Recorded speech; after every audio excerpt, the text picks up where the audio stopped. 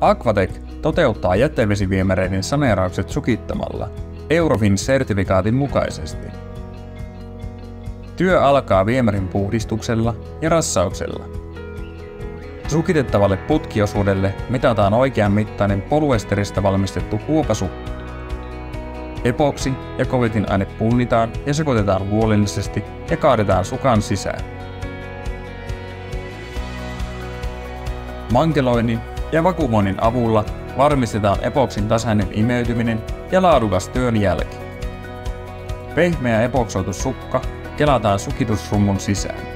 Rumpu paineistetaan ilmalla, jonka vaikutuksesta sukka työntyy saneerattavaan viemäriin. Sukka painautuu viemäriputken sisään vanhoja seinämiä myötäinen ja kuvettuu lämpöreaktion avulla uudeksi muoviputkeksi. Jokaiseen viemärihaaraan asennetaan viemärin rakennetta vahvistava erillinen haaravahvi.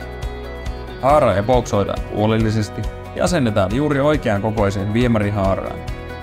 Lopputuloksena viemärijärjestelmä on saumaton, itsekantava ja 100% vesitiivis. Dokumentoimme kaiken työn epoksin lämpötilasta aina valmiin putken videokuvan saakka.